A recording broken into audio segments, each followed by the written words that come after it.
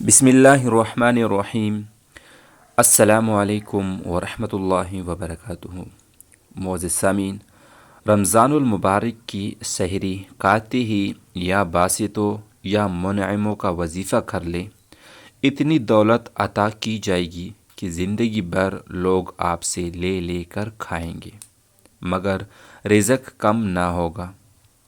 رمضان کا خاص خیال رکھو، کیونکہ یہ اللہ تعالیٰ کا مہینہ ہے جو بڑی برکت والا اور بلند شان والا ہے۔ اس نے تمہارے لیے 11 ماہ چھوڑ دیے ہیں جن میں تم کھاتے ہو اور پیتے ہو اور ہر قسم کی لذات حاصل کرتے ہو، مگر اس نے اپنے لیے ایک مہینے کو خاص کر لیا ہے۔ رمضان المبارک کو سید الشہور یعنی تمام مہینوں کا سردار بھی کہا گیا ہے۔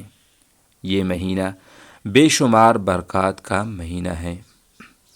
1400 برس سے لاکھوں کروڑوں صلحاء و ابرار ان برکات کا مشاہدہ کرتے آئے ہیں، اور آج بھی ان برکات سے بہرہ اندوز ہونے والے بزرگ بکثرت موجود ہیں۔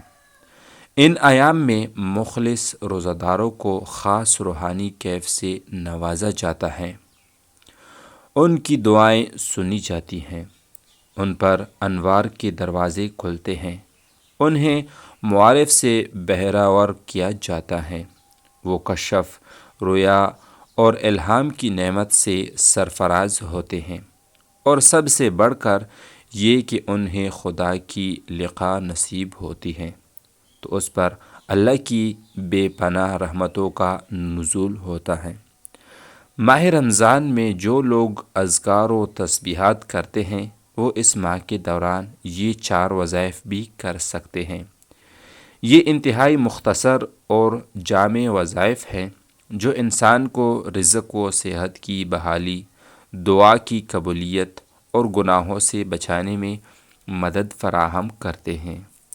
روزی میں وسعت کے لیے نماز فجر کے بعد اول آخر درود ابراہیمی 21 مرتبہ اور ذل کے وظیفے کو 1100 بار پڑھیں۔